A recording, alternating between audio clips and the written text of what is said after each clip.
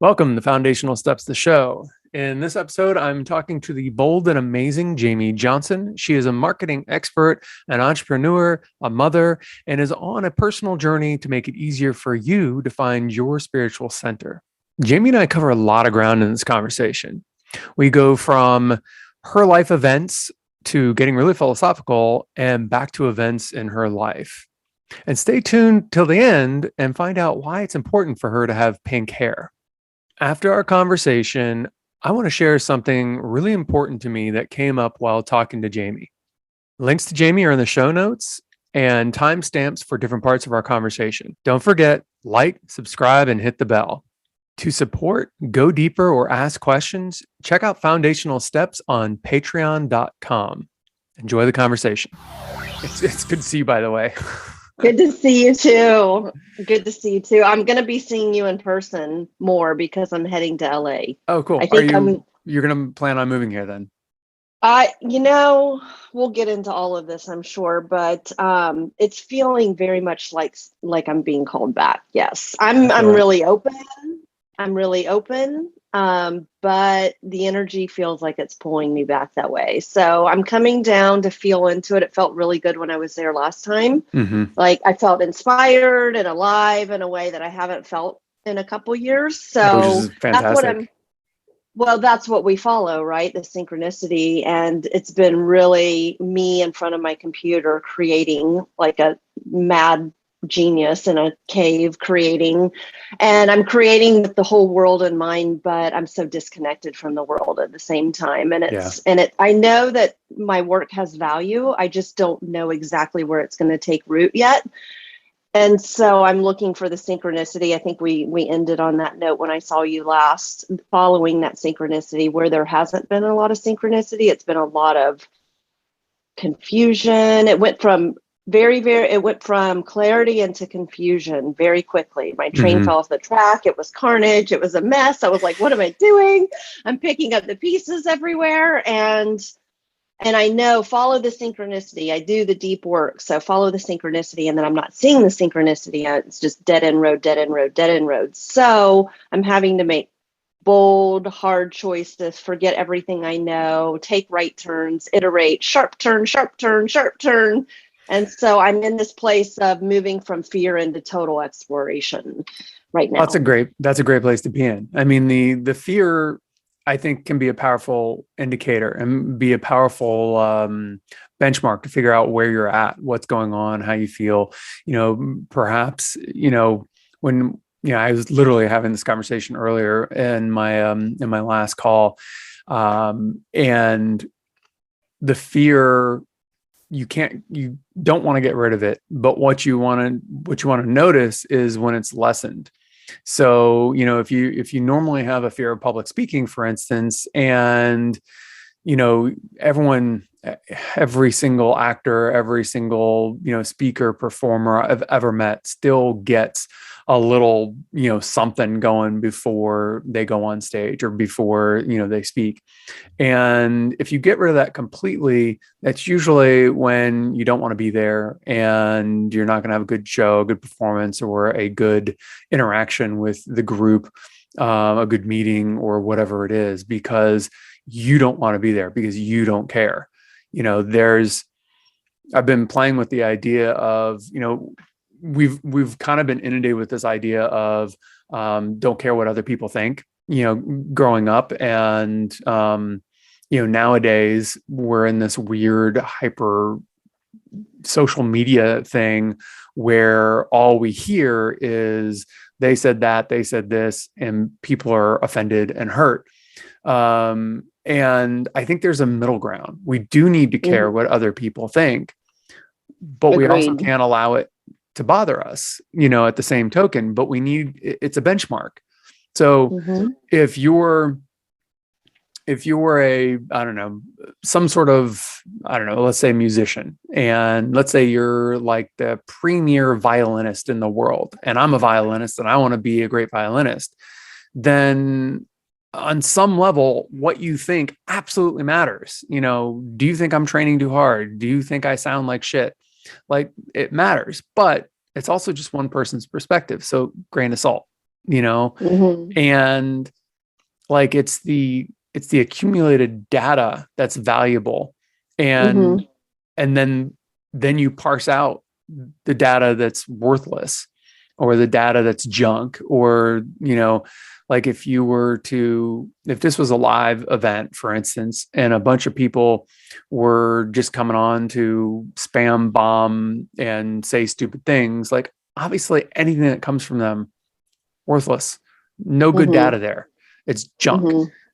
But if, again, we're in the violinist paradigm, if 90% of that audience or 10% of that audience are violinists, or at least string instrument players, then that 10% or that 90% are going to be incredibly valuable data. And then the variety that we get from them is going to be our baseline, our touchstone.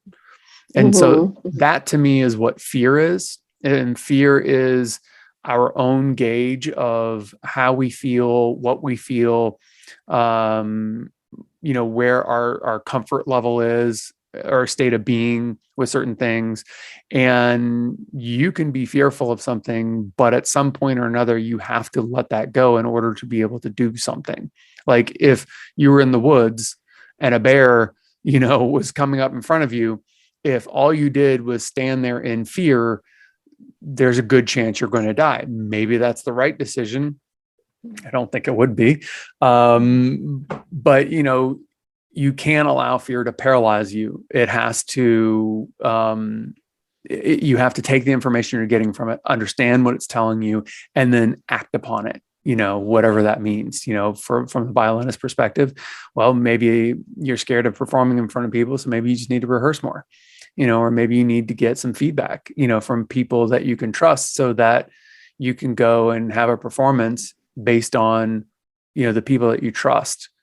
And then you're validated, and it doesn't matter what the other, million people think, because the one person that matters is your coach, or your teacher, or your idol, and they think you're amazing. So now you can play in front of a million people, because you still have the fear, but it's mitigated by the fact, you have, what's what. Our last conversation, and I think we also ended, I'm starting to really view things in terms of truth, the absolute truth, looking like the spectrum, like the duality and polarity. So now I'm beginning to see things in exercising my own power through that navigation of fear, and just turning the dial, right? Like, so we're always moving. So the spectrum of temperature, hot and cold, for example, right? Or if a fear arises, what is that fear feeling like, right? And then find the opposite of that. So immediately I understand the spectrum. And then once I understand that, then I feel like I can be the alchemist, the magician, to move that dial. So I'm still on the truth. So if it's something like love and hate, for example, right? Two total polarities. And I'm moving and shifting, trying to move I'm feeling negative feelings or something like that, and I need to move it into love. Then I know that because I'm feeling, if it's a negative thought or a fear or a hate on that spectrum, I don't feel hate typically, but the idea though is that it's still the same spectrum. I'm just dancing on that same line versus feeling like two entirely different things, because now it's like spatially trying to figure out how to put that together is more difficult. So when I understand I'm on the same spectrum, then I feel that's a tool for me to use in achieving my own mastery. So I'm starting to play with that idea quite a bit lately, and it's pretty powerful. And you're finding me, I was very excited to have this conversation. We've been talking a little bit about this anyways, right? It's so rich. And I am managing my fear, but I'm also stepping into my power in such a big way. I know that that's the lesson for me right now. And so I sat down for a really powerful meditation last night. Like I really forced myself to get still and like get down into a meditation. So when you say forced yourself, what does that mean? What does that entail? Yeah, good question. I have been foot on the gas, like going hardcore, like just taking myself to a state of like really intense action. And I do a lot of hiking, so I go out into nature and I talk to the trees. When I say talk to the trees, like being with the trees, being in the mountains, being in the water, and I get a lot of downloads and that sort of thing. So I have my tools for meditating and getting still and centered in nature. Mm-hmm. But last night I typically have my yoga mat down at all times. So I just got down and stretched, and I took a hot bath because I had a really big intense day with a lot of phone calls and a lot of really good, exciting things, but also a lot of unknown. And I just felt my nervous system fried. So I went to take a hot bath and listen to my sound healings, pretty much the formula. And I got down on my yoga mat and stretched.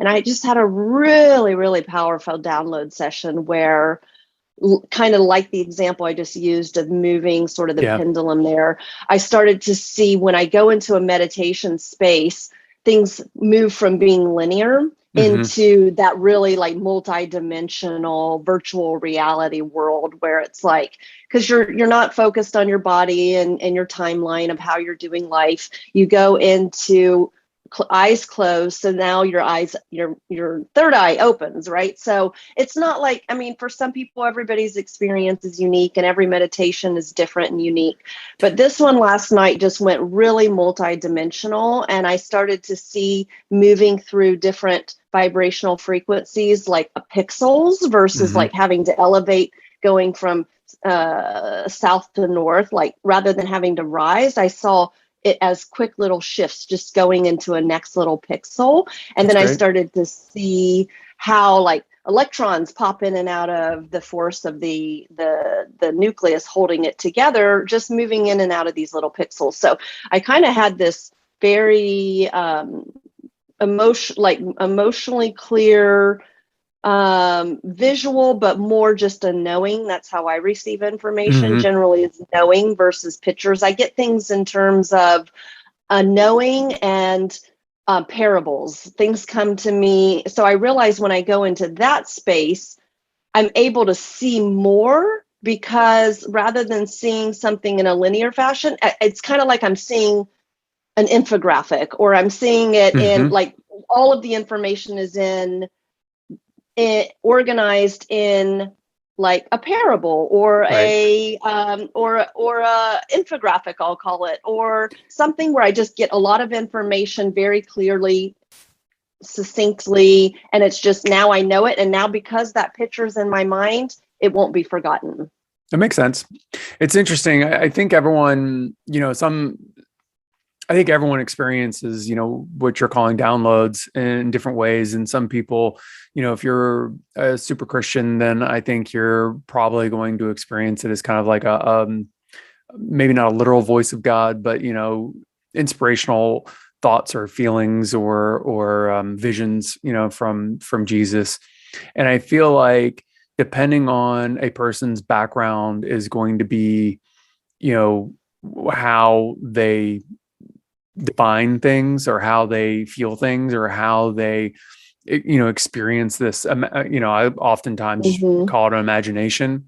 um there's the creative process that we sometimes think of imagination as being, and then there's um just the reality that we create every day. That's your imagination, because we only take in, according to physicists and neuroscience, anything we're taking in is after the fact. So, if we hear something, we're hearing it after it's already happened. So we're in reaction to a world that has already happened, and we are trying to make sense of it after the fact. And so the images that we create, our imagination basically finds a way to put this together into a picture. And then the stories that we have in our life, good, bad, or otherwise, are what, colors that picture, where the light comes from. And the more, from a religious standpoint or from a spiritual standpoint, the more, God energy we have coming in, the more sunshine we have, which is why I think the Egyptians talked about, Ra was so important. It's the light that's so important, because that light comes in and shows you, what you need to see. And then, the darkness is our, is our fear or our trepidation or, our reticence in accepting it. So, or our, whatever restrictions we're putting on ourselves to see, feel, hear, whatever the message is coming in. I know I've had so many conversations, with my parents, when I was younger, where they just didn't hear me. Like whatever was going on in their world, they just weren't able to hear me. And I feel like, I was watching my nephews this past holiday season, and, they would get, anytime they got frustrated, it was because they didn't feel like they were being, heard or seen.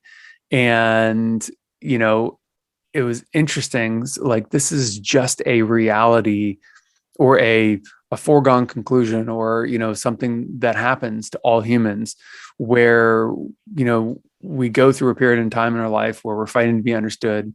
Then we find a way of being understood, and we then just latch onto that. And if we want to change, transform, or have any type of, whatever, then we're dealing with the misunderstandings, that adolescence all over again. And I just want you to know, okay, this is my journaling session from this morning that is talking about exactly what you're talking about right now. I just uncovered, I've known in pieces, but I uncovered in a massive way what you're talking about right now, and finally understanding this like powerful being that I am, that just has, my shadow looks like not feeling seen, not feeling heard, feeling controlled. It's this like budding, powerful, creative force that's trying to find its voice and come and be heard, because I know that that's my purpose, and I know the world needs to know what it is that I have to offer. And I'm trying to get out from underneath something, and it's exactly that thing. And it's not premeditated or intentional, but it's like, hey, look at me. It's like from when you were a kid, like trying to express yourself. Hey, look at me. What I have to say is valuable. And it's kind of, there's an oblivious sort of nature with the adults around you. Children, I grew up in a household like children should be seen and not heard. So it's like, I'm trying to get out from underneath that. And I just had a really powerful a journaling session about this exact same thing. So this is That's rich. awesome.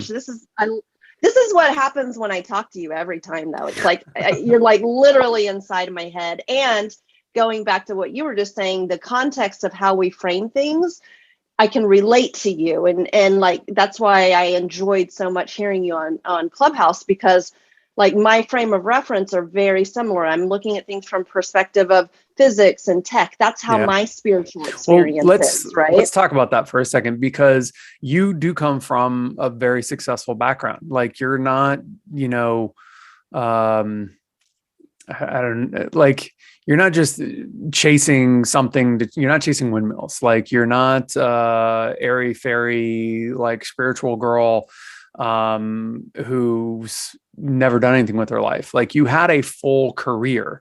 So let's talk about that for a second, because I don't know a whole lot about that. We know each other, but not that well. So I would be really curious to know, because I know you said you worked in marketing and you worked in tech.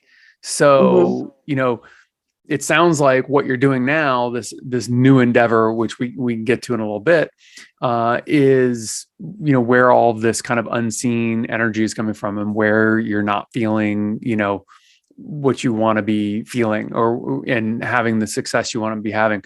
So take me back a little bit to what you did, that was very successful, that you were really good at. And I would like to even maybe touch on that, and then go back even further to how you became successful in that. So you were in marketing, right? In tech?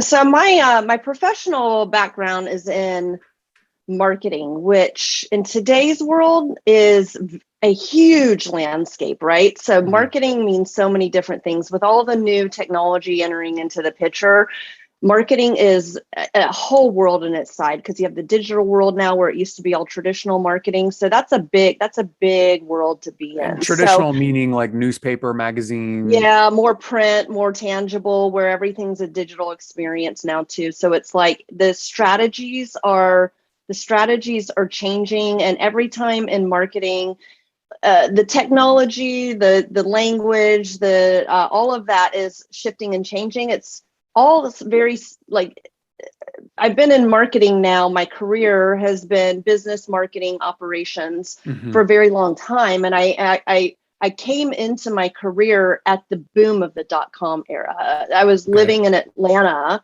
and finishing up my finance. I had a major in finance and minor in marketing. I was going This is undergrad? This is undergrad. I was going to college. I've always been one of those people. I don't know what I want to do with my life, not because I don't have ambition, but because how do I pare down of all the possibilities? I'm such a limitless thinker. I want to do it all. Oh, I get to do this and this and that. So for me to pare it down to say, what do I want to do in life has been a huge challenge in my life. How did you land on getting a degree in marketing and business administration then? Was that your degree? Great question. Yeah. So business administration with I was going for marketing all throughout my, because I went into initially community college because I was in a place of like still wanting to play, not knowing what I wanted to do with my life, into getting going for a marketing degree, and then changing that major to finance, because marketing just felt too second nature for me.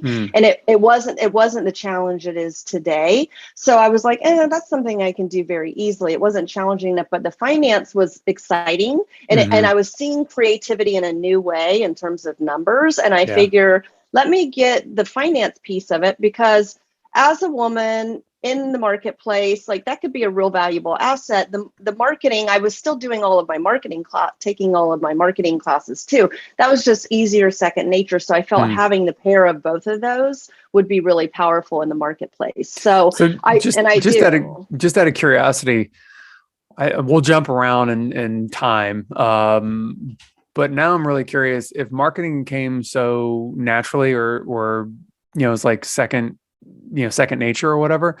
Why or how did that become so easy? Were your parents in marketing, or did you do something in high school or junior high, like with the school newspaper? Like, how did that come about?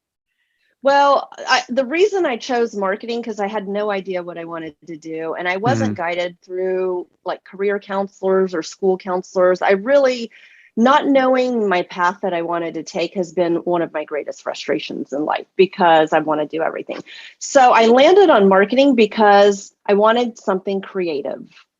Creative was important to me. Growing up, my mother, she is the quintessential artist. I grew up in a household where TV was rarely on. If it was, we did not have all the plethora of TV channels they have today. So I wasn't a sit in front of a TV kind of kid. TV was on like certain family shows that were kind of tradition we would play. But my mother she was a professional. She worked in corporate commercial real estate. So she was buttoned up daily to go off to work. And then by night and weekends, she was diving into creative projects. And what I mean by that is not just like sitting at a table and drawing. She had like drafting tables, and she would be on the ceiling, painting the ceiling. And for holidays, we had a windmill, and she would put like big, huge, like for Halloween, big, huge, like scarecrow, large, oversized, like 4-story high, like magnificence. Okay. We had, I think, our home featured in Home and Gardens. So it was that level of creativity that I was always around and exposed to. And so I knew I wanted. But she also had the button down job where she was doing commercial real estate. So, I mean, that's That's really interesting because that's such as an a, executive too. So she yeah. was high power, but also very creative, very, very big power. Mm. That's interesting. I mean, I feel like, my parents were entrepreneurs and teachers. And so my life has been shaped largely by that as well. And it sounds like, your creativity, obviously it's coming out in your hair right now. So, I mean, anyone who sees your That's hair is very going on to, purpose.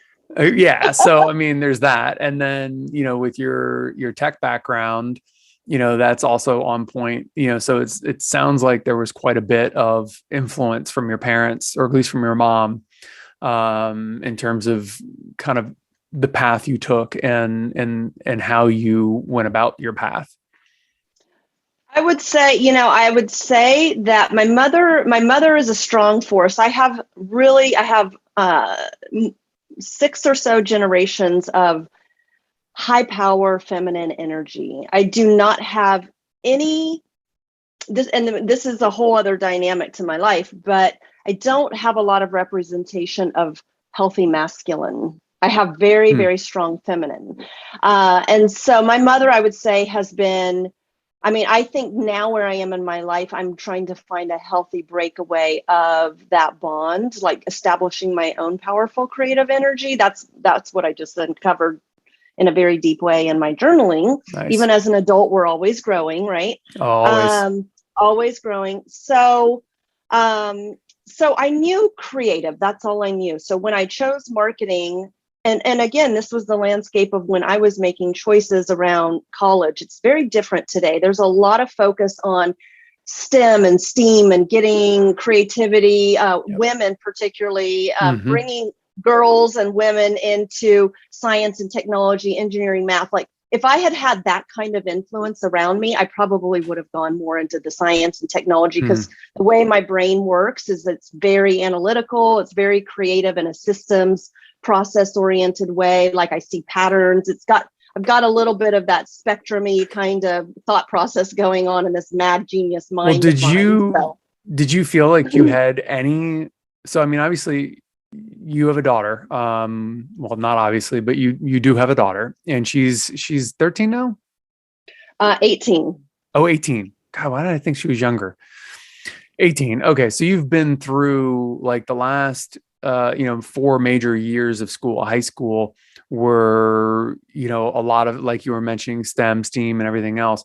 Did you feel when you were in high school, because I don't remember anything, for me, and we're about the same age, but did you have any kind of pressure one way or the other to do anything? Because I don't remember any. Yeah, in high school.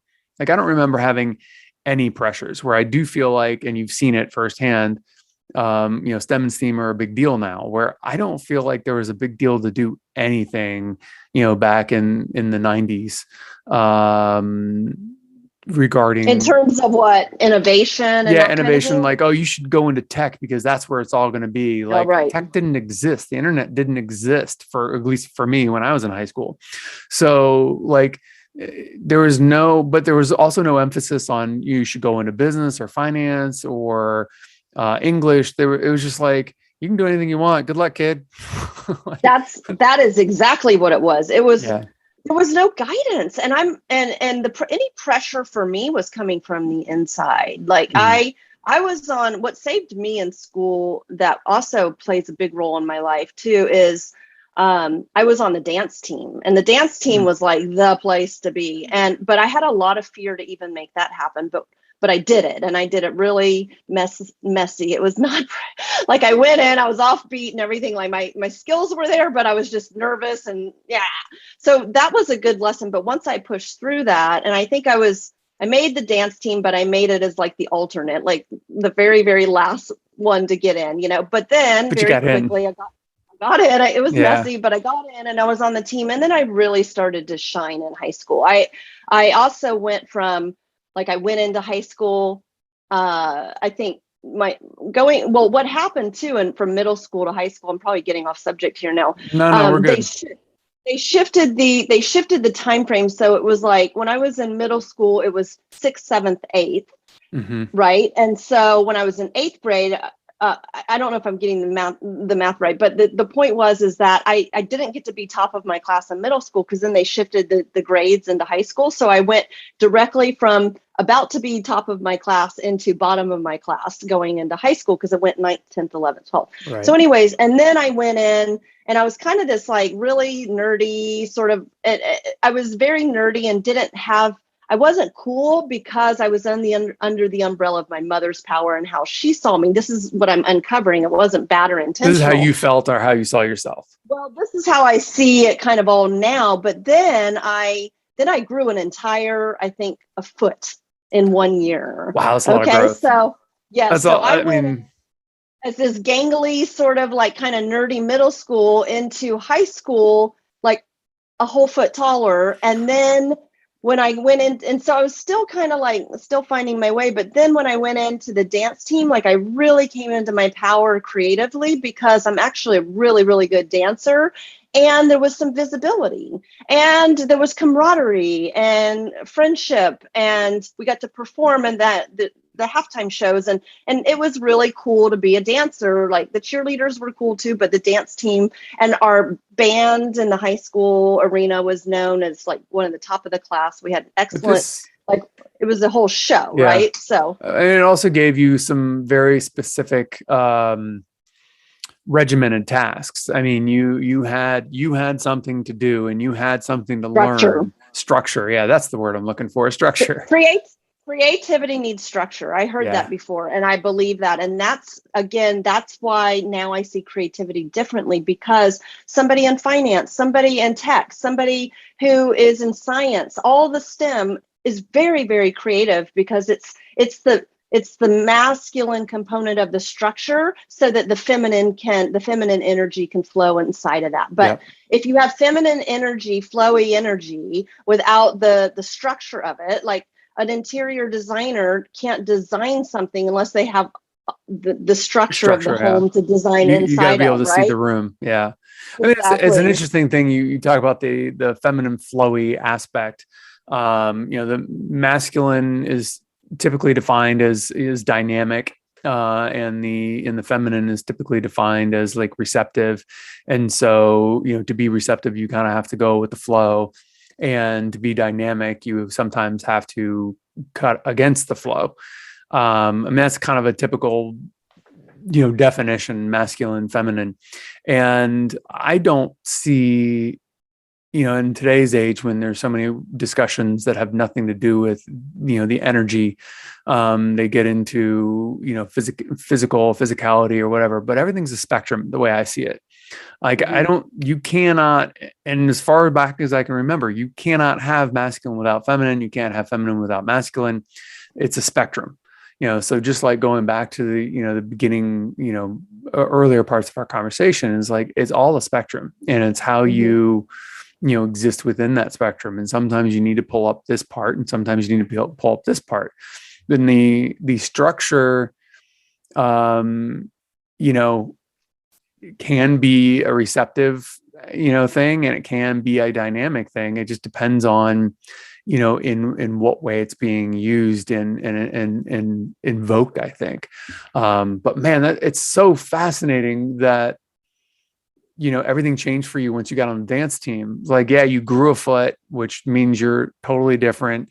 You're going through all the hormones, you're going through everything, and you get on that dance team, and all of a sudden it's like you have purpose and visibility, shine. And I've always been I'm a Leo. I'm all fire Leo. I have peak hair, right? And I have this total duality of being in the spotlight and being behind the curtain. And it's like, as a Leo, people, the feedback I've received in my life is, oh, Leos all want to be center of attention. And I don't feel like that at all, but I feel like that's what I'm supposed to do. So I'm always sort of in this pushing back of like being humble, or like not, I was in Clubhouse so many times. Rarely, maybe I've been gotten on stage a few times. It's because I'm finding this place of, because sometimes the feedback has been, like roll eyes, like, oh, like I'm too much energy for people. Right. And so then I'm like, oh, and then I'm like, dim down, but then I'm like, no, I have energy. And like, it's like, where do I fit? So I'm back to what you were saying earlier too, dancing with that discernment of when to listen, when to say something, when to be in the spotlight, When when you to step support, forward, when you right? step back. I mean, it's literally like stepping towards the audience or stepping away as part of the choreography. So you're literally, part of, whether you're part of the, choreography, creating the choreography is another, thing altogether. Mm-hmm. But just when you have choreography, whatever it is, it's going to dictate certain things. And it also then frees you up to do other things. Mm-hmm. Mm-hmm. Again, going back to structure, right? Yeah. The structure, creativity needs the structure. And that way, everybody, especially if you're working on a team, it gets defined as to when that person's going to do the step forward on stage and when the person. So then you start to dance with others, right? So everything's a dance. And that's why I do love dance, because I see it in my life now. I see it all over my life. It's all a dance. It's when to step forward, when to step back, when to listen, when to use your voice, right? When I first got to Los Angeles for acting, I met a producer and he basically said, "Welcome to the dance. No one says yes, no one says no, they just dance." And one of the things that people don't understand about, the entertainment business is that it doesn't really work like any other industry, because it's just in a constant state of flow. They're just always dancing. Where, the tech industry, finance industry, anything else, or music industry even, which is a subset of the entertainment industry, has some definitives. So, either you're getting a record deal or you're not getting a record deal. And, you're either going to get a meeting or not getting a meeting. For acting, it's a little bit different. Like, you may not get the meeting now, but they don't want to say no because they may need you later. So, like, even subsets within the entertainment industry have some definitives. Acting, zero definitives. You're just in a constant state of flux waiting. Wow. Yeah, I'm curious, from your structure, in that, because you did have a flow state kind of going on, it sounds like, because you got into a groove and so you're just kind of rolling with it. Did it take away some of the hesitation in choices with, hanging out with friends, or what friends you're hanging out with, or what activities you were doing after school?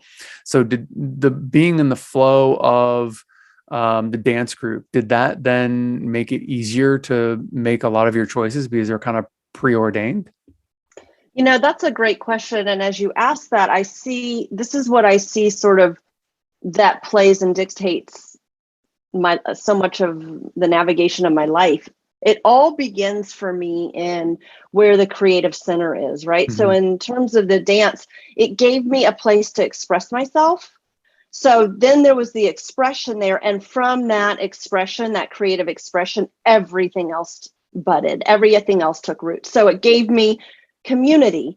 It gave me structure. It gave me purpose. It gave me discipline. So after school, I had something to do. We went to dance practice 2 or 3 times a week. And then being inside of that and moving my body and being in that creative process, joy, that's my joy. And so from joy, my heart's expanded. And from that, I glow and I'm dynamic. And then so I became more visible in that way. And then I'm doing something I'm proud of. And then there's feedback like applause, and there's for doing something that feels good. So I'm always trying to connect with that cycle of doing something good that is my creative expression and joy, and having the feedback from that is inspiring others. That for me, that cycle is what I live for. That is my purest joy. And so when I'm happiest in life is when I am in that same mode, be it even if it's a project that I'm taking on.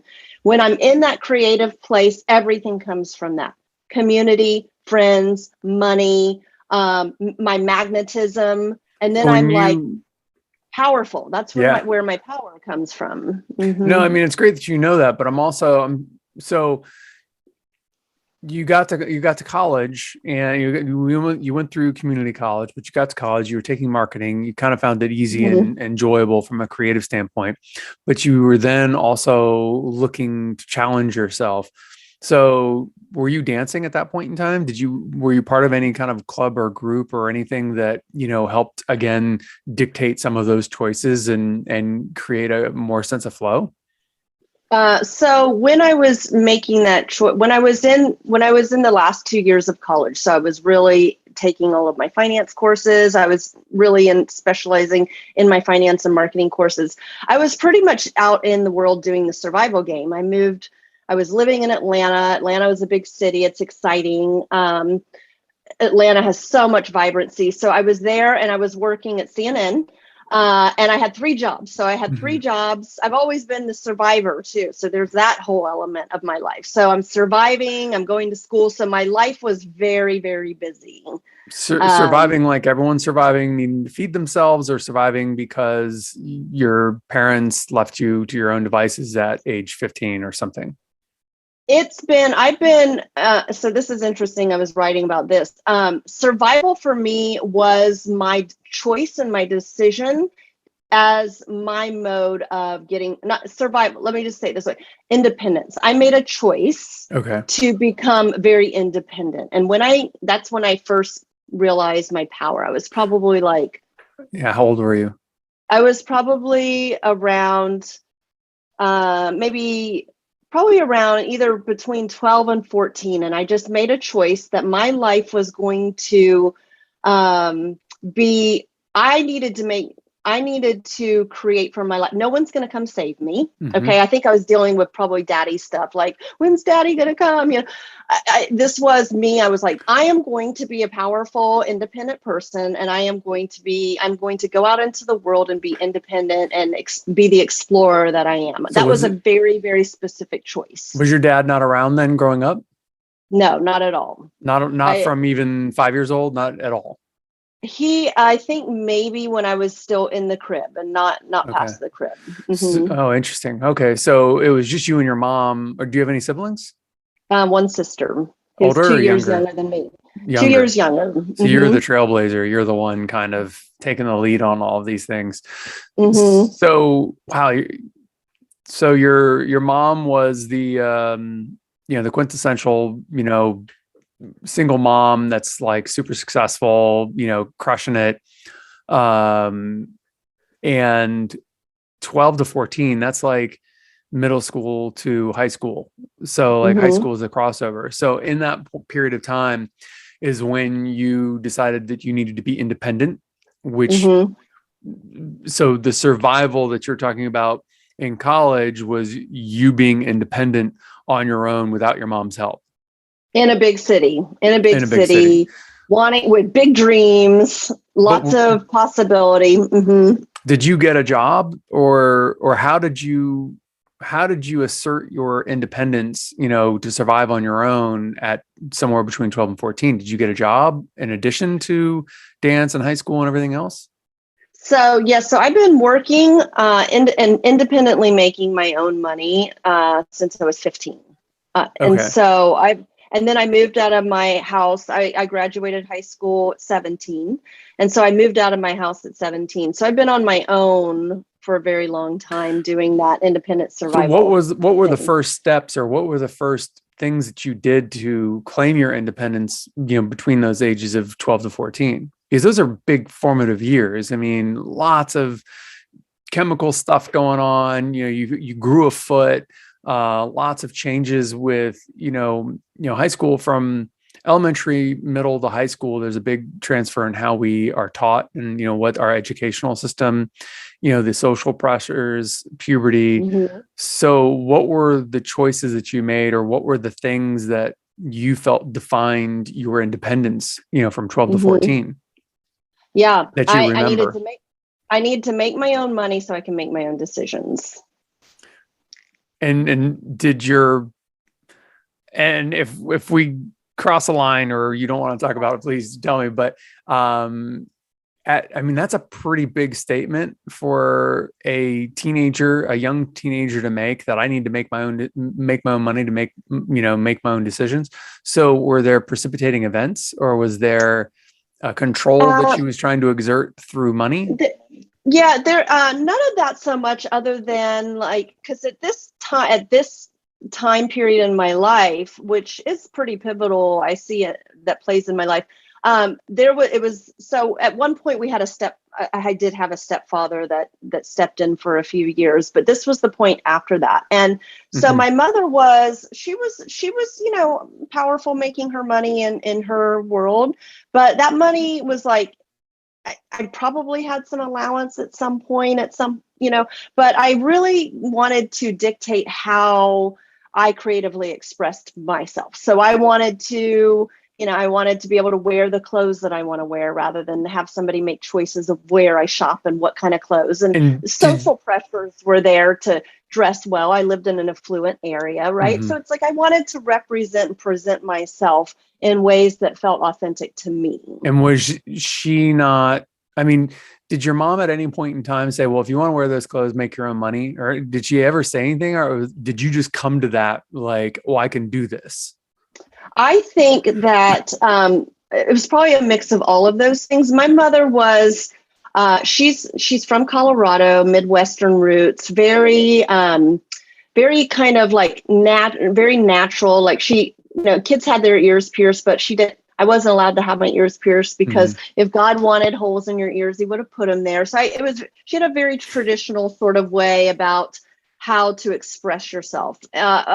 She was very always encouraging me to learn new skills and express Mhm. myself, but she wasn't really tapped into kind of the culture of teenage land, right? So it's Mhm. like I wanted to do things the way I wanted to do them, and there was restrictions for me around how I could do that. So there was a lot of, like, I always felt sort of limited and restriction around how I could creatively express myself. So I knew that the pathway for me to make the decisions I wanted to make for how I wanted to do things was going to require resource. And so I really, when I made my own money, then I got to choose where I shopped and what I wore. And it gave me more mobility and that sort of thing too. So it became, I just became very clear that I needed that tool in order to make my choices around how I wanted to creatively express Yeah. myself. I mean, I think Were at not some handed point to me, right? yeah. So it's like I wanted a car, but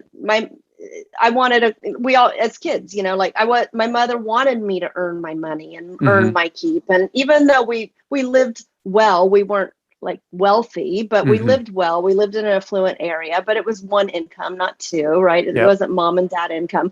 She worked really hard, but she was also supporting two children. We had a beautiful, nice home, but there wasn't a ton. I mean, the money wasn't flowing down Yeah. to me Right. necessarily. Like I had everything I needed, but if I wanted to have more and above and beyond and make my choices, then I needed to go and earn that. Yeah. No, I mean, I think it's something that most people that aren't just handed everything, experience. It's like, okay, how am I going to do this for myself? Mm-hmm. Or, I had a secret savings account, I think, when I was like, I don't know, I can't remember how old I was. I know I walked to the bank. I think it was a credit union, actually. I know I walked there. So I had to have been younger than 16.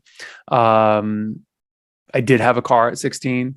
Um, but but yeah, I had a secret account because I was like, I need to start saving money. I need to start, collecting and, being able to have, but I don't, my parents had me working at an early age because they were entrepreneurs and they had a business. The business that they ran for the majority of my time at home was a staffing company, and I would stuff envelopes for them at night. And I would, sometimes if I didn't have school, I'd go in to work with them. Or on the weekends, we would have, all of our vacations were work events. Um, so I knew from an early age, what work was, from 5, 6 years old, I knew what work was. So, and I knew what earning money was. And I had I think my first business, I think I was 12. My dad helped me make a budget, and I was going to mow lawns, it's this stereotypical thing. So I went around and got some clients and figured out how much a lawnmower was. And he basically gave me a no interest loan, and I had to pay him back. And then everything above and beyond that I kept. And that was, I think, at age 12, that I started doing that. And then, as I got older, I did other things, but I think, if I may, I think it's very important. I raised my daughter was in a home of two entrepreneurs. So I really wanted to make sure that I taught my daughter, or at least she was exposed to, this was very important and intentional, that she understood. Like, I grew up understanding one pathway to money, and that's go work for someone else. Right. I really have become more entrepreneurial in my adult life. And that is something that I'm still in process of, that I know is a pathway for me. I'm moving into. It doesn't mean I still won't work for and with others, but it was very important to expose my daughter to that. So, and in the entrepreneurial world, it just means you have more pathways, more possibilities, but learning how to set your own structure, and deciding what you want for yourself, and learning how to budget, and I had my daughter in Girl Scouts, which was great, right? Because it teaches you, the whole cookie program is all about business, teaching them how, and boy, did we discover a lot of areas that my daughter needed to learn in order to understand how to, getting your materials right, and the exchange of money and promoting that. And so, like, it covers every aspect of business, and it's so important, particularly in today's climate, that kids start exploring all of those possibilities at that age, and then know what are their interests, what are their passions, start laying down the foundation for how to even go about that. But it's also how they're exposed, because, like, I don't think it, had you not pointed out, for instance, a lot of the education that I got from my father about business was incidental. Like, the whole lawnmower thing, it wasn't like he set out to teach me a lesson. It was that I needed something. He didn't want to pay for it, but he knew that I would make enough money to pay it back. And I'm pretty sure he also needed a new lawnmower, or wanted a new lawnmower, and he figured this would be a good way to get a new lawnmower. A true businessman. Oh yeah, my father is an opportunist. Like, he is truly an opportunist. He's a good man. He's a person of integrity, and he really does care about people and wants to help people. But opportunity is something that he sees, and everything is an opportunity. And so I really don't believe that at any point in time, we've had conversations about this, because there's things I know about, finance, money, insurance, and retirement, and all those other things that he knew nothing about. And he never thought, I need to teach my kids how to be entrepreneurs, ever. Like, he came from a family of, oh, you're going to college? Oh, good for you. That was my grandparents. They had no idea what was going on in his life. He went off to the Peace Corps, and they're like, you're going where? You're going to learn Portuguese? Like, what are you going to do? Oh, okay. Good luck. Like, that was his parental involvement. So with me and I have an older sister. I think he was more engaged, as in he showed up to our events, our performances, our whatever. He was engaged from that standpoint, but I don't think at any point in time it was like a conscious, oh, I need to teach them this. They need to learn this.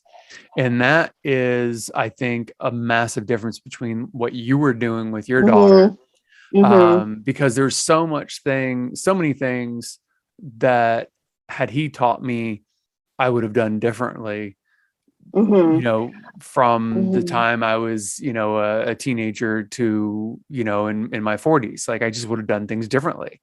Let's talk about something here, because there's a really interesting distinction that's important is between being an opportunist and being an entrepreneur. Those are very different things very, in my very mind. Different. Yes. Very different. Opportunistic people are not always favored in the light of good. That's why I had to clarify. I'm like, because, and I've had this argument with him, and I've actually, we've had our differences. There was a 2-year period of time where I had nothing to do with him.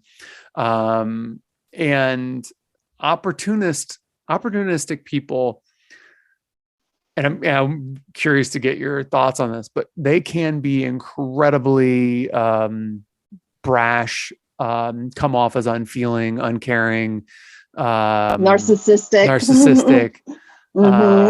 So I'm curious, what's your reaction to stop that? And I appreciate that. What is your experience with opportunistic people, and how do you define it? Wow, now we're really hitting a hot spot button with me. Yeah, because when I made that shift from sort of understanding a creative pathway through going and working for others into entrepreneur, and a lot of that, which I'm very grateful for, came about. One of my draws to the person I married was I really appreciated his entrepreneurial creativity. And so that was a real, that was such a beautiful thing for me to have in my life. And inside of that, I learned also the difference between being opportunistic and entrepreneurial. So opportunistic, in my opinion, feels very much like the hustle mentality. Like I've got hustle, but I don't have like the wheeling and dealing kind of aspect of it that feels really lack of humanity. I've had a good stretch now, okay, with opportunistic people. And I'm talking now on the spectrum, the dial is very, very close to the narcissistic. Okay. So that is a dance that I've been doing for a while, another pattern that I'm breaking free from, because it was the entrepreneurial desire that brought me to that. But then I've encountered these characters that live in this space, and it very much in the creative mad genius risk-taking kind of space, you get this narcissistic, opportunistic aspect of creativity, which I understand now. Rather, like I've been this, like I'm moving away from this. I'm trying to find a place of why I'm even in the energy entanglement of the narcissistic personality. People that know me know that I have this pattern of like, bonding with the narcissist. And what I'm seeing, the reason why is because we're dancing on the same stage, which is the creative, sort of innovative. Like I think of, Elon Musk, who is this, like brilliant man who is so clear about his vision, but really like, he's not going to care if he hurts your feelings along the way, or he's not sitting down, you know what I mean? He's got a vision, and I respect that. And I get that, but I'm trying to do the entrepreneurial dance where it involves a care for humanity, a connection for humanity. I want everyone to contribute ideas, and we make all of that work with structure and system, rather than like, I have to win, you have to lose so that I can win. Yep. I want the win-win, the yes and, not the either or, not like I don't care about you. You have to like, okay, I got what I need from you, and now you're disposable to me. Like, that is not what I do. The win-win is, I think, essential, in life. It's an infinite game versus a finite game. The zero sum game, the zero sum game that gets played sometimes with some entrepreneurs, where it's like, they have to have it all, you get nothing. And, it doesn't really work, on an island, and we're on an island. We call it Earth. We call it a planet, but it's still an island, and, it's interesting to me because in some level, you can't care if you hurt other people's feelings if you're going to be successful. On the other hand, you have to care because there's a certain audience that's going to need you and want you and thrive because of you. And, the callousness that I think comes with some of that, like, I don't care what you think, this is what I'm doing. If you are on board with what they're doing, then, if you're on board with what they're doing, then you're not going to have a problem with, what's happening, and them saying, don't like me, you're going to say, but I like you. If you're not on board with what they're doing, and you're against it, then they're going to say that, and you're going to call them a callous, horrible person. You're going to call them, uncaring. And, so depending on which side of the coin you're on is how you're going to come down on, and obviously Elon Musk is a polarizing figure because he's, a billionaire, and yet he's also trying to, change the systems in place to, create a better planet for us all to live on. So, some people, say the ends justify the means, let them do it. I don't care. And other people, like, you got to reel them in. This is ridiculous. So, how you work, obviously is going to be different than me, and then but I think if we just shift our own perspectives, like, well, they're really trying to help their community, or are they really trying to help their community? And does that negatively impact anyone else's? If not, then great, then they're just not for me, versus there are people out there that are not trying to help the community, or they're trying to help their community, but by virtue of hurting other people, like that, I'm not okay with. Because like I said, we're on an island, we're stuck on the same rock together, hurtling through space. So, let's be a little bit kinder to our neighbors. You can still have what you want. You can still think the way you want to think. You can still create the economy in your community you want to, and if my community wants to do business with your community, great. We'll create that, mutual trading between our economies, to create a bigger economy. But, there is, that's essentially, what tribalism became. Cities or towns, cities, countries or states, countries, counties, I don't know, however you want to break it down. There's all these different layers. And, I think, going back to the opportunistic and the versus the entrepreneur, I think sometimes the opportunistic gets pegged with or painted with there's no feeling, there's no humanity, there's no caring. And that may be from a certain perspective that's true, from a different perspective that's not true. But that's where the entrepreneur is similar to the opportunist. Is the entrepreneur may be doing something great for the community, but how they're doing it still may be viewed, or painted with a certain brush. It's a very, very rich conversation. And another conversation we had that was really impactful, that kind of there's an overlap, is back to collaboration and ownership, right? Because that's what we're really talking about too. Absolutely. Is and I'm good with all of these things. Like, I'm good with a certain level of opportunity has to be required to even motivate something, right? Yeah. But I think the part that I struggle with from a negative perspective is when there's a level of inhumanity, and not seeing yourself as connected to the other. Therefore, it's easy to make a choice that dismisses the other. That's really like the either or thinking versus the yes and. Like, I'm such a win-win. I think in terms of win-win, how does everybody win? Because that's my limitless mind, seeing that everyone can win. And I know I'm probably idealistic. No, definitely have that feedback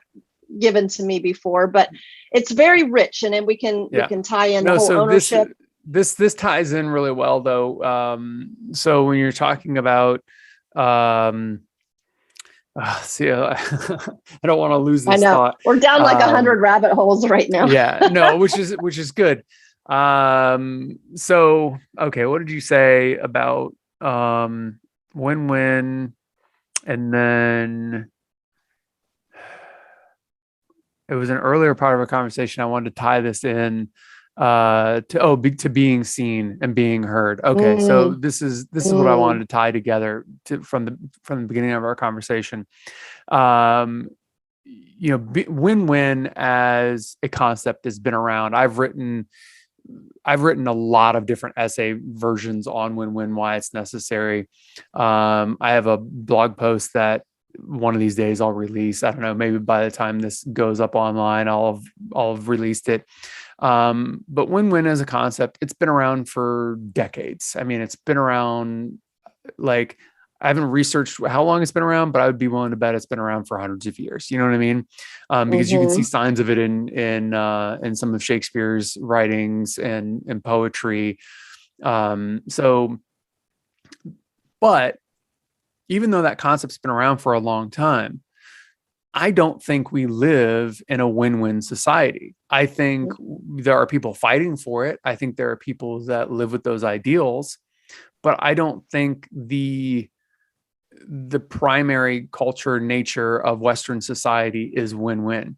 So when you talk about not being seen, you're working on these entrepreneurial endeavors, you're trying to build something for yourself right now, and you're not feeling seen or heard because you're making a transition from, working for someone and being successful as a marketing person, then you're also talking about trying to plug in a whole new philosophical business model to the existing business landscape that is win-lose, where Netscape has to die for Yahoo to be born, and Google then has to come along and dominate Yahoo. Yahoo still exists, but it's not the same entity that it was, because Google just took over. Amazon has put out of business like most bookstores because they started as a online book retailer. And all of those brick and mortar places are gone. And now Amazon has brick and mortar places where you can go and buy books and other things. The win-lose scenario cycle is the primary cycle in business. And it's the primary, Western world is permeated primarily with games of win-lose, like soccer, football, basketball, baseball. They're all win-lose. They're all finite games, and people, Republican, Democrat, win-lose.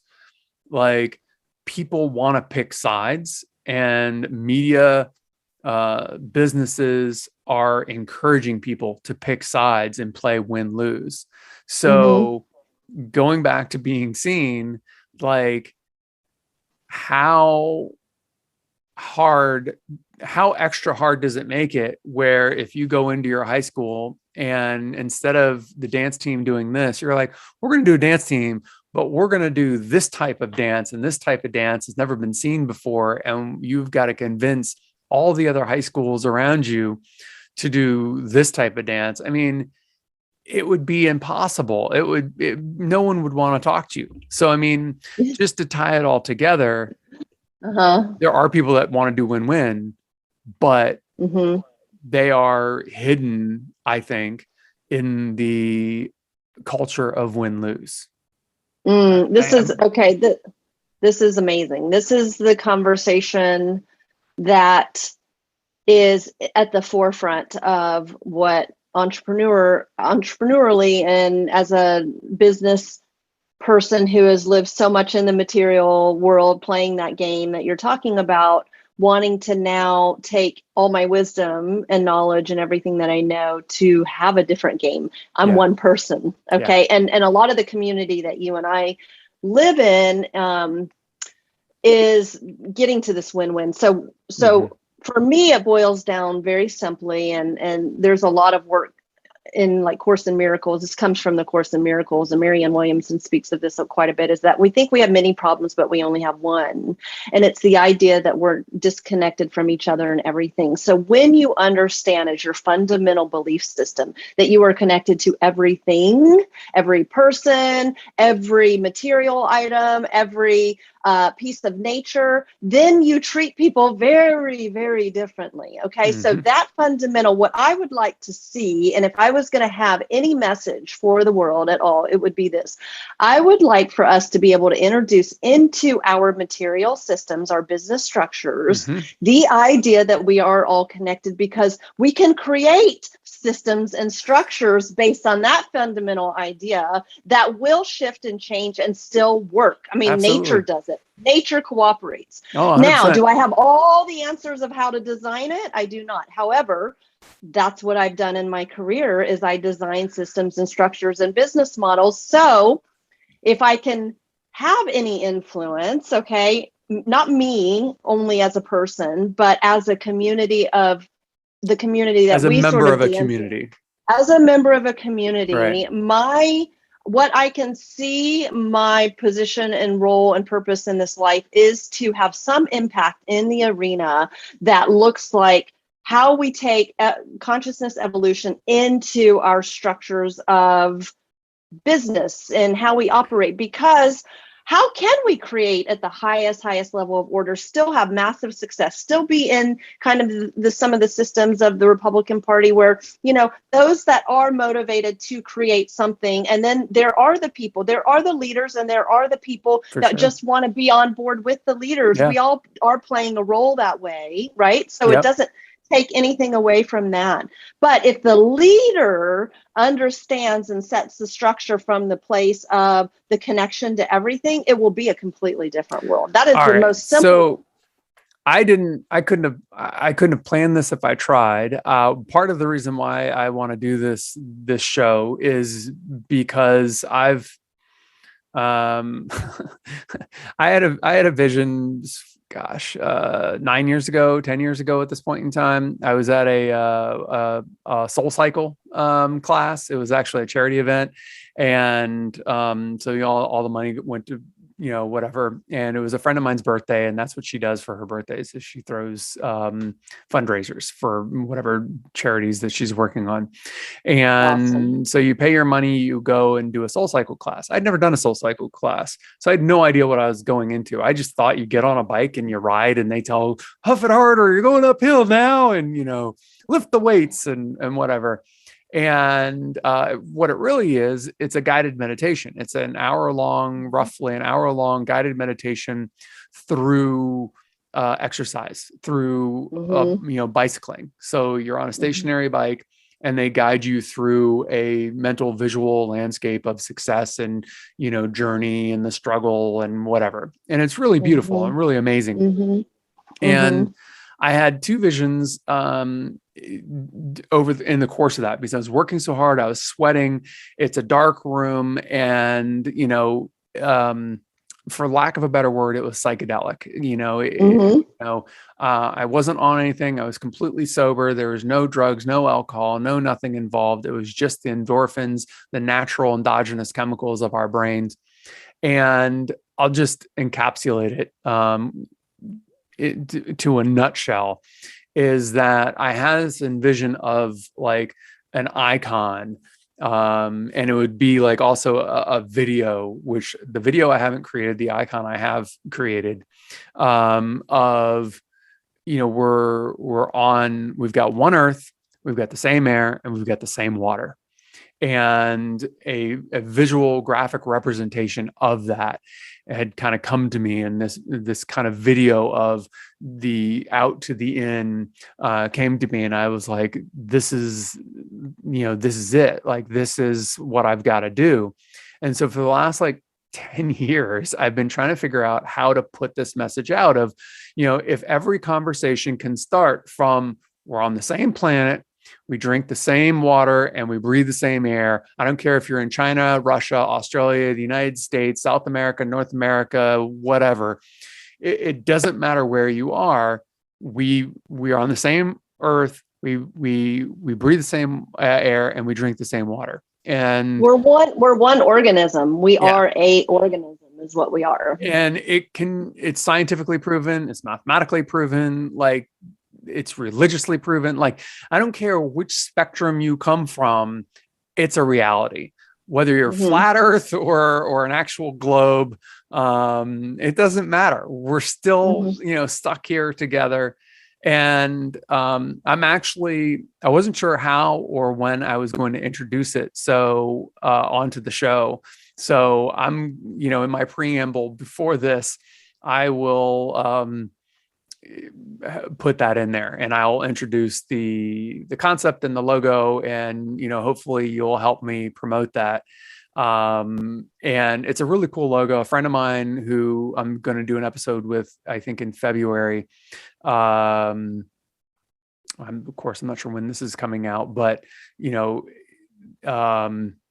so this could be February now that people are listening to this, but I'm going to meet with her, which she's amazing, and she's doing some amazing things. And her last thing as a graphic designer was designing this logo for me. And I've been waiting for nearly 2 years to be able to put it out there. And so I think this will be the episode that I put it out there. And I love it. Yeah, I mean, it's a simple logo. I'll send it to you later. But so when this episode comes out, that will be the beginning of the push of the conversation, where if just every conversation starts with, we're on the same planet, we breathe the same air, we drink the same water, and every conversation starts with that, then everything else changes. Because, from a corporate standpoint, like, well, how do you pollute the oceans? Because that's your water. That's your drinking water. Right. You're polluting. That's right. Even if it's in India, it's you, and you're in the United States, it's your drinking water you're polluting. It's going to make it over here. Like we know this. There's no way around it. And, we've got to acknowledge it, and we've got to do something about it. It just requires us all to, we can call it wake up, we can call it, we're coming into, if we want to look at from a big point of view, we're in the cycle of change now. We are in that cycle of waking up. We are in that cycle of getting to that same conclusion that we're talking about. We all know it. Some are just they're not caring as much, we take it for granted. It's just being taken for granted. So I'm very hopeful that we are moving into that. And I know that there's a lot of people, a lot of groups and organizations that already subscribe to this, and they are pushing that message from the inside out. And it only takes, I think, a half a percent or a 1% of the entire global population to get on board with this same idea in a synchronistic way in order for the thought system to ripple out like a wave to everyone. That's all the science and math and the superfluidity, I think, is the theory, right? So it's and then it still takes a lot of time for it to generate. Like, I don't expect, there are still plenty of people on this planet that have never traveled outside of, 5 miles from their home, the home they grew up in, or 10 miles or whatever it is. It's a small distance, with advent of cars or even the bicycle, people do get farther from their home than they did, 100 years ago. But ever since we became an agrarian society, travel has been done by the few, not the many. And travel is what makes a person, have the ability to go, oh, wow, like I can be in Los Angeles, and in a matter of hours, I can be in Europe. Like it really is not that far, not that, grand. But if you've never experienced that, just traveling from California to Arizona, or from, Virginia to Tennessee, can be monolithic. It can be so grand and so big that you can't even comprehend. Like if you had to walk, if you said, hey, I want you to walk to Canada right now from where you're at right now, you'd be like, it's going to take the supplies and or the resources and the time. It's going to take days, weeks, months to get there. Mm-hmm. And, people say, okay, sure, we're on the same planet, we're drinking the same water and breathing the same air, but it's so far away. It doesn't really affect me. It's so big. If I throw this bottle outside of my window while I'm driving down the road, like, look Mm-hmm. how, there's miles Mm-hmm. and miles. They don't Mm-hmm. understand or aren't thinking globally, as in it adds up. If This has everyone does been that, it adds up. uh, this has been specifically my draw to the tech world and a lot of my experiences in, because there are two areas of technology that bridge this gap that you're talking about, is transportation and communication, right? Mm-hmm. The advances in transportation and communication. Transportation is just it's a material, resourceful way of extending communication. Yeah. This is why I've loved those two areas, because once you step outside of your bubble and you Mm-hmm. see that different perspective and point of view, which is the whole point of even growing and expanding knowledge, and that's the whole Yeah, for point of sure. growth, is to get multiple perspective. Then that becomes something, it's not like, oh, there's all this, you hear all of this, we're connected, and you hear all of this that feels like spiritual mumbo jumbo Mm-hmm. or all of that. But to really experience it, then it clicks in. And now it's like, it's not something you're hearing, it's something you're being. And the method and the way for that is to see what it looks like for, when, there's great shows like on Netflix. There's a great show, Connected, Mm-hmm. that talks about how the rainforest, or all of in South America, in the rainforest, that is all actually coming from the ocean beds, the dried up ocean beds and desert of the Sahara. That is Yeah. what is fruiting that land, Yeah. right? So it's like that all of those nutrients are leaving that part of the earth and moving to the other part and completely fruiting that. So it's so critical. And I think we do have a lot of media. That's the beautiful thing about media, is that Yeah. you can see what's having impact in different areas of the world. And I heard yesterday a very an amazing statement that was something along the lines of, I'll try not to butcher it, but it was basically like, we have so many different platforms and ability Mm-hmm. and access to get our messages out now, but but having it heard is the hardest part, because there's so much Well, noise, yeah, right? I mean, I could not have, when I had the vision, when I did that Soul Cycle class, it was, like I said, it was probably about 10 years ago. Um, I think Facebook existed, Instagram did not exist, Snapchat didn't exist, TikTok didn't exist, Zoom, how we're talking right now, didn't exist. Um, Social media is not, Twitter didn't exist. Social media didn't exist the way it does now. The ability to communicate and extend these messages, the ability to travel, has gotten easier and more prevalent. So, now I think there's a critical mass. It does take a critical mass, like you said, the 1% to move something forward. And that's just to start. That's just to get the ball rolling. But to actually Mm-hmm. get it snowballing, where it's building and growing and becoming the norm, that requires a lot more people. That requires an enormous amount of people to shift and change the dialogue, the culture, because what we're really talking about is a cultural shift. And Mm-hmm. Western culture, as we talked about, it's a win-lose situation. Mm-hmm. Someone's got to, for someone to win, someone has to lose, and that's not life. Mm-hmm. Like, yes, an animal in nature has to kill another animal, but it's a balance. There is sacrifice, and we as humans are now trying to transcend the natural order of things, and we're trying to live outside of nature. That's fine, but if you're going to live outside of nature, then you cannot draw on it in the same ways, because you can't discount it. You have to be with it and in it and respect it. You can well, if use you're it. in it, you have to be in it and respect it and balance with it. Otherwise it will, come back. I mean, we know for a fact, climate change, the superstorms that we're having are because of climate change. It doesn't matter whether it's man-made. It doesn't matter whether it's natural. It doesn't matter whether it's God's will or not. The simple reality, climate has changed and we're getting superstorms because of it, period. Any other discussion is pointless and useless. And that's why, same earth, same water, same air is so important, because anything else is superfluous.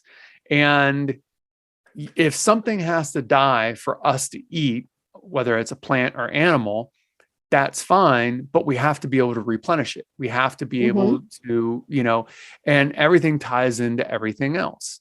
So, that's why, it's so important to understand the interconnectedness of things. But, it's easy to discount these things if we can't see it. So I think the 1% understands win-win and wants it and is trying to do it. I think 1%, more than 1%, understands the interconnectedness of the climate and so forth and wants to change it. But now we have to snowball. Now we have to grow. We have to build it, beyond. And, having conversations like this, ultimately for me, it's about understanding the first steps of anything. We're kind of, we're over, running over an hour here, hour and a half. I think we've been talking now, and, we could probably talk for another 6 hours. But, we started off the conversation about not being seen and not being heard. And eventually we ended up talking about how that, parallels with childhood and not being seen, and then finding, that niche and then being seen in that niche. For you, it was dance. And then your academics were able to take off from there, and then finding the niche in college. And then we didn't get too much into it, but all of these things kind of go into what are the steps needed to get where, you are in life. And, looking at some of your steps, it's like you're just now repeating some of those steps because you're going through it anew with a new business, with a new kind of, angle in life. And, it's interesting. And I'm hoping that other people understand that, they got this far in life, they can get to the next stage. They can learn something new. They can do something different. You just have to be willing to be uncomfortable or not seen. And I don't, it's interesting. What do you think about that? I don't always like when people say you have to be uncomfortable to grow. Yeah, maybe that's true, but what if it's, you have to risk being not seen or not understood? Maybe that's more appropriate, because you can be comfortable not being seen. You can be comfortable being uncomfortable. Climbing a mountain, can be painful, really painful, but you can still be comfortable in that pain. So maybe I don't know. Yeah, What do you I think it takes courage and purpose makes something that would be uncomfortable comfortable. If I'm hiking and I love climbing mountains. I love it. It's like, I feel like I'm like this horse, climbing the mountain, and I feel like one with the mountain. And it's like, and I can feel the burning in my chest, and I can feel the, pulling the air, and that process has become comfortable for me. It's like, I desire it. I want it. Yeah. And I think one of the problems sometimes in the spiritual community is that there's this idea, either you have to move through fear or you have to dismiss fear. Fear is okay. Like you were saying earlier, fear keeps you from getting eaten by the bear, right? But then there's that point where you're like, okay, I'm afraid, this sucks, and now I better figure out my exit strategy and escape plan. So there's a switch that happens. I see that right now with I'm kind of in this boiler, I'm feeling this pressure of I've got a foot straddled in I don't know if I'm going to make it, and a foot straddled in I have to make it. Like I burn Yeah. the boat, like this is the only option, right? So it's like I literally will be like paralyzed with fear. And I'm not a fearful person, but I'm Yeah. kind of I'm really unearthing all the stuff that's underneath, because I'm But you're, with the hopes of getting it out and bringing yeah. it to surface. And you're going And for then something that's new and new, yeah. difficult. I mean, it's new to you, and it's innovative for you. And I mean, and it's a whole new way of being seen for you. So there's a lot going on. I think so what I'm seeing right now for me, and that I have to just create. I have to create if it's going to be on my terms. And even if I just have to create and say what I need to say, Mm-hmm. without needing it to land, without needing it to be heard, without needing any sort of outside approval, without needing it to take fruit. Right now, I see my creativity sort of in the cloud, which everything is. So that's the perfect place for it to be. And then I'm like, where is it? Where am I going to take root? It's like, I've got these castles in the sky. They're not rooted yet, but that's okay, because now I have mobility. And then as that clarity comes in, as I adventure on in this like sort of unknown, and I get back to the synchronicity, and I start to understand that pathway a little bit more, because I'm a frontier. My long line of my lineage is from the Mayflower. Like I come from pioneers. Like I am not, there are people that stay in the villages and they keep the villages in order. And then there's those people that need to go and say, we're running out of resource here. We need to figure out new ways to expand and grow. They're the ones that go off, they plow through the snow, take the risk, and they go and they create the new pathways for those. And then, so once those pioneers go out and figure out new pathways and new ways, then the others will come. You just have to stay encouraged to continue. And it's not easy. It is a very challenging path that requires a lot of courage. You said something I think is really great. It takes courage, and what's the other thing you said, to be comfortable being uncomfortable? You said courage and purpose. You said courage and purpose. And I think that's really important. So your purpose. Your purpose is you want to put these programs together, to make it easier for people to find spiritual resources and community and retreats. So you want to make it easier for that. So that's your purpose. And your courage, I mean, ultimately, I think it's just the fact that you're doing it. I think that just, is, putting one foot in front of the other. So what other steps do you need then? I mean, what else needs to take place? I mean, you're doing it. You're comfortable in the discomfort. So what's next? I mean, you just got to tell the world, right? Yeah, to bring it full circle back to the beginning of the conversation, what I need is money to do it. And so I've got all of my materials lined up. I have a business plan. I have, like, if somebody came in and wanted to be a financial partner in this, then it's go time, boom. Right now, I still have it active because I'm working with a group, a couple that has land in Costa Rica and wants to sort of bring my model into that. So that's kind of still living and breathing and has some timeline for it.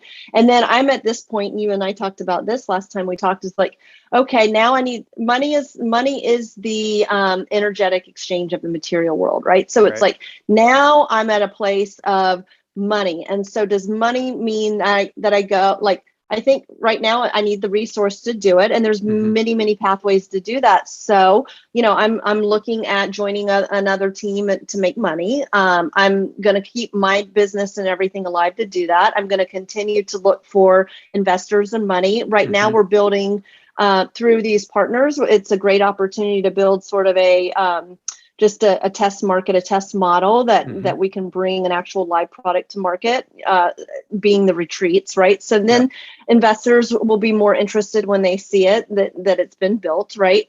So I am keeping it all alive. And right now it's taking me a lot of courage to go for like getting the money, be it an investor or going and earning my own, And getting a funding little it yourself. scrappy, Yeah. funding it myself. So I'm kind of exploring all of those pathways. That's my plan. It's like my vision's very clear, but I also am clear that my message could be a little early to market. And that my timing, I'm in timing with the divine timing of it all. So it's like I had my foot on the gas so hard and strong. During COVID, I have spent Monday through Sunday, 15 hours a day in an insane way building what I've been building. So I've been in front of the computer, and then I've spent my time on mountains, and I was so hard and strong. And then my train fell off the track. It got a little derailed, and it was, what am I doing? And so now it's like trusting that all of that work is there, doing the dance and taking the courage to follow the synchronicity and where things feel confusing or unknown, and following where that energy is. So I'm, and then like trusting and really leaning into that fear that it's all there. All the pieces of the puzzle are there. Now just allowing the collective to put it together, still using my ingenuity and my creativity and my path forward. To a certain extent, from my perspective, you've done everything you can. You're telling yourself the right things. You're doing the right things. The only thing you need right now, it sounds like, to launch fully is money.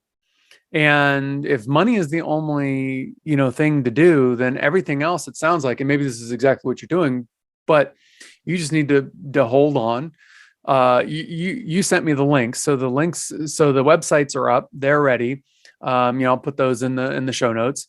And, if someone wants to invest, then you're ready. You have a business plan and you're ready to accept investors, right? Not only do I have a business plan, I have the full operations ready to plug in. I've got systems, processes, everything put in place. Nice. I know who I need to hire. When I hire the teams, like they already have a launch pad to begin to grow and be successful. And the business is two pieces. There's the online piece, which is educational, transformational, spiritual science is the theme. And then there's that taken into the experiential, which is the adventure healing retreats. It's got a Burning Man element to it, right? It's got a Tony Robbins. It's really fun and exciting. And I know from people like you and other people I'm talking to, there's a lot of us on already downloading the same messages. We're all on the same page. Okay. We all are in the right thinking model. And then it's like, we are coming together through this conversation, right? We're all coming together and we are making those bonds. Then then this message grows and it gets stronger. So what I'm understanding right now is I'm ready to go. And then I need to also, like, the structure's there, and now I need to lean into a little bit of the divine timing of things. Like, I have my vision, and then I have to also, I'm co-creating with other people. I need to be realistic about material resource needs to come in. So, and the audience has to be there, and the willingness for that audience to, go on that journey, or learn, or, need or be inspired to go on that journey. I mean, when I first had, kind of the vision for, one earth, same air, same water, and what that icon looked like, and what the video would look like once I get the video done, like that was 10 years ago. And like, it just wasn't the right time. Now, I don't think you're going to have to wait 10 years to get, your business up and running. Hopefully we can do, a part 2 or something like that, when you get your first round of funding, or you figure out, whatever it is that you need, money wise to get this done, whether it's your self-funding or the people you're in Costa Rica or whatever. But that is, I think, a consideration. It's like, sometimes we have these visions, or sometimes we have these awakenings, and we may or may not be ready to fully live in that space, or the world may not be ready for us. I mean, when Jimi Hendrix came out with his music, like I know it was popular and I know people loved him, but I don't know if people, from what I've heard from other musicians and everything else, people did not appreciate him at the time as much as they did later. And, there's a lot of musicians and a lot of artists and a lot of innovators that, did something that the world wasn't ready for at the time. And it was years later, sometimes weeks later, sometimes months later. Apple computers had an up and down period. Just the personal computer, everyone thought it was a joke. No one thought, what do people need a computer for? So, I mean, all innovations have, an incubation period, and then a, kind of a soft, start kind of thing. Very few things, come out fully formed and running. There's always reiterations and redesigns. And so, now it's just about getting the message out there that this is what you want to do. You want to make it easier for, and correct me if I'm wrong, but you want to make it easier for people to get in touch with their spirituality. You want to make it easier for them to find resources, that work for them, whether they're coming from this line or this line. There could be Christian, they could be Buddhist, they could be, have no spiritual affiliation, Jewish, whatever. But this would give them additional resources to explore whatever it is that they do, or whatever it is that's natural to them. And then retreats that give you, a place to expand and expound upon what you already have as a foundation, right? Beautifully said. That's what it is. It's plugging in where you are and honoring where you are. And it's like our journeys are so unique. It's like the problem that I have with some of the coaching world, right? Because everybody's trying to have their voices heard, but it's like, there is no one pathway, and the only way you can even really help somebody, guide someone, is to honor where they are, and know that there's not one journey. Like, everybody's journey is different, but just giving them the tools and what resonates. It's not. We're all coming with a different design set. We're different avatars, right? We have different aspects that are our strengths and areas of discernment. Human design is one of my tools, for example, that's great in understanding what set of attributes are you working with that are authentic to you, and honoring that, right? And then somebody who's going to participate in any guidance of that must know that about you, be it an employer, be it a school, be it a coach. Like, you have to understand and honor someone where they are in their journey. So I love the idea, like you said, people plugging into honoring where you are is a key piece of it. I think everyone has. I talked with a friend of mine, and he's a CEO, very successful. And it was interesting, I wouldn't have expected these words out of his mouth, exactly the way he said it, but he said, everyone has a superpower. And I identify what their superpower is, and I figure out how to plug them into the team, and that's how he hires. And I think that is, I think it's an amazing thing that here's someone who, is not, you wouldn't consider him in the spiritual community.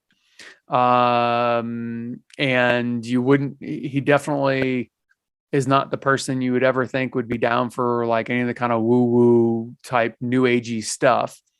But his words is, everyone has a superpower, and it's my job, in hiring people and creating teams, is to figure out what they are and how they work together to put them together.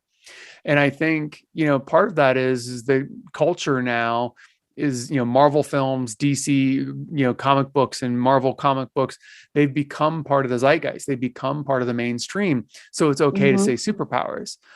Like, if this was 20 years ago, and I wish I would have thought of this when we were having this conversation, but I would have loved to have known what he thought he would have used, at that time, or like if he had a mentor, because I didn't ask this, and I'm thinking, oh, these great questions I could have asked, but what language would have been used? Because the language used to reach people today is not the language 100 years ago, 1,000 years ago, or 100 years from now, or 1,000 years from now.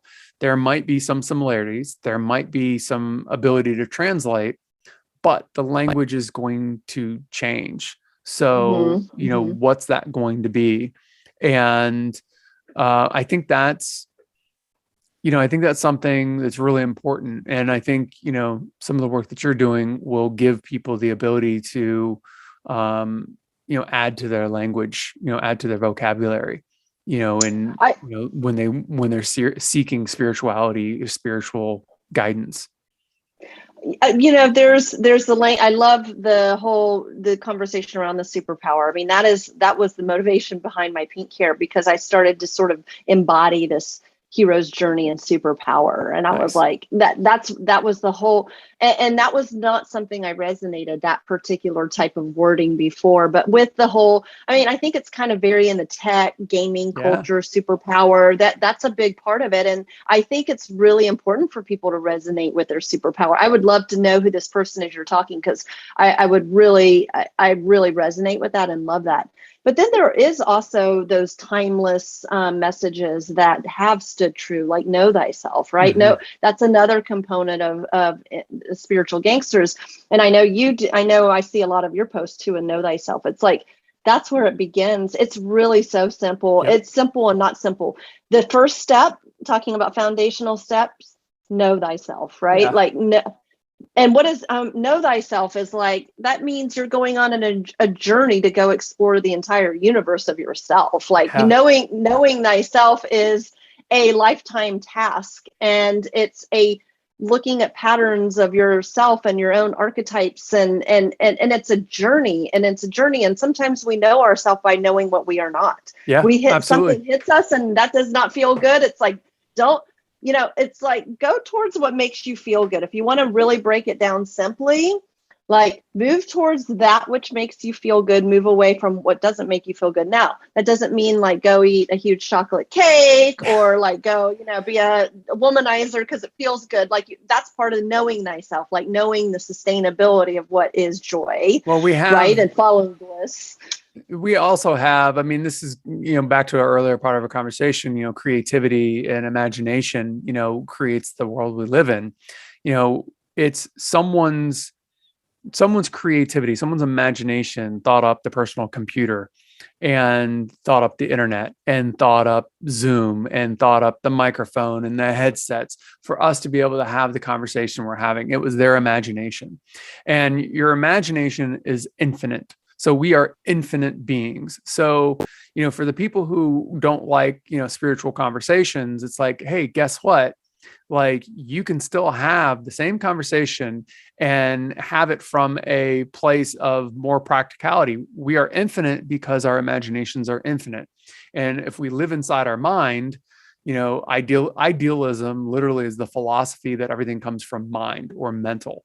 Materialism is the idea that everything comes from material. So, the concept of, there is nothing more to life than this existence is a materialistic philosophy or idea, because we are born out of, the two physical properties come together, sperm and the egg. And idealism says, no, it's all mental, and the mental creates the physical. I think they're both right, but they don't work independently of each other. They're entangled. And I think consciousness is back to the spectrum. Yeah. It's the spectrum. And the interesting thing about having, you said, you don't go and be a misogynist because you're going to hurt other people. It's like, well, if you want to be a misogynist and you do that in your own imagination and it doesn't spill out and hurt anyone, then, great, fine, do that. Because the idea of sexualization, for instance, like that's your fantasy. Like, you're going to tell people you can't have fantasies? No. Like, if you're attracted to men, women, somewhere in between, or whatever your kink is, whatever your fetish, whatever your attraction is, that imagination, like, you go to bed at night, you can't control your dreams. I mean, you could lucid dream. That's a whole nother conversation for another time. So just for the simplicity of this, we'll just say you go to bed, you dream. Whatever your fantasies are, your fantasies. You can't control that any more than you can control your your sexuality, what you're charged by, what you're attracted to. So like, if there was an understanding of, the boundaries, it's like, no, those thoughts stay inside, or those thoughts stay with, certain parameters, then it's okay.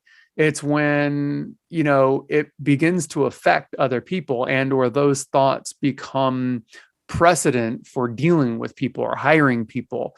Like if you don't believe anyone with pink hair is worthy of making six figures, then there's something wrong with you.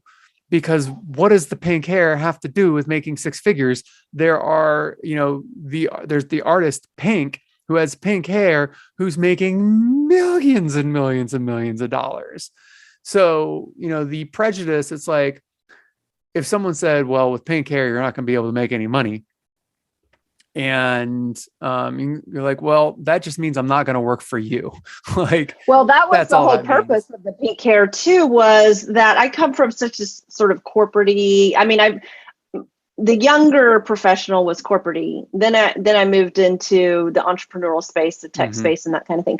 But I really do also subscribe to, like, I want to spend my time and my energy and my resource and my power with those that want to spend their time and their resource and power with me. If the pink hair felt like the right choice for me, but it also is sort of that like, it's going to rule out the ones that don't subscribe to the pink hair. It's a barrier of entry. It's a barrier of entry, but it's also such a conversation point. It's like, people will just yell out for me on a trail, I love your pink hair. It makes me approachable, but it makes me approachable to the ones that are receptive. Yeah. So there's other people that don't yell it out. That will not be. But thankfully don't yell it out, but they probably like, oh God, or something horrible. And, they're entitled to how they feel.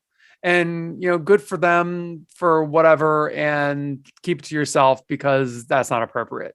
Like, I really, truly, in like my perfect world, I want everyone to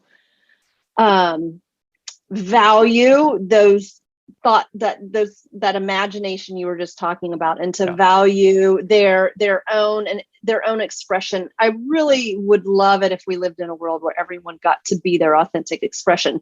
But how do we do it where we don't harm one another? Like, there's got to be a way, right? Like, that can't be the only. It's just be cool, be kind, be kind. Don't be nice, but be kind, and have a little rope for, that's how that person expresses themselves. Game on, go for you. I love that. Like, I think for me, it comes down to the difference between tolerance and acceptance. Like, I don't want you to tolerate me. I want you to accept me. Tolerance basically says that it's okay to not like or hate or whatever. Acceptance says, I don't care if you love me. I don't care if you hate me. You have to accept that I exist. So, like, tolerance to me is not acceptable. It's either you accept me or you don't. If you don't accept me, go away. I have no time. I have no patience. And this is not what this is about. And I think we're slowly but surely moving into a world where acceptance is kind of the only answer. And I think a lot of the argumentation, a lot of the upset is over the idea of tolerance, or, you're just tolerating me. I think that's what it boils down to, is just acceptance.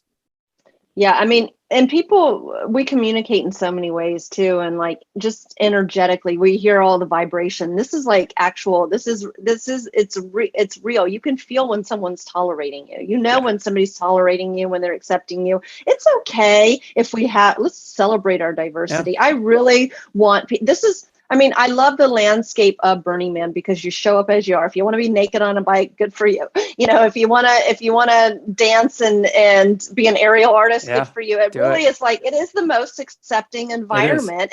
And somebody has something going on. You're like, okay, well, that's how you're doing, Burning Man. That's amazing for you. Yeah. And it's exciting. And you share, the barriers are broken down. You share conversations with people. And it's like, we don't all have to be the same. Let's celebrate our diversity. But just, if you want to be your version of that expression, then it just rule out the part where it has to hurt someone else. Yes. That's all I'm asking, very simply. I think that's a perfect way to end this episode. I think that's perfect. And we'll probably end up doing a round two at some point in time. But I thank you so much for doing this. I really, really, really appreciate it. It's just been a great conversation. And I think we've covered so much, but there's still so much we could talk about. Mm-hmm. So thank you. And I'll put links and everything down below in the show notes and to what you're working on. And we can discuss a little bit after this to figure out, what should go in there. And, but yeah, thank you. Thank you so much. I really appreciate this. Thank you for asking me. I'm honored, and I've appreciated all of your wisdom on Clubhouse, and I love what you're doing. I love the collaboration and conversation. So I'm wishing you much success and much to be continued for both of us. Okay. Before you go, you heard me bring up a simple vision I had: one Earth, same air and water. Essentially, we live on a big island flying through space. And all the science and even all the religions point to the fact that we are in this together, whether we like it or not. I wish every negotiation, treaty, agreement all started with the simple acknowledgement that we live in a closed system. It might just change the world for the better. Thanks for listening. New episodes every Tuesday. Find Jayme in the show notes. And don't forget, like, subscribe, and hit the bell. It's your life. You can write it and rewrite it as many times as you want.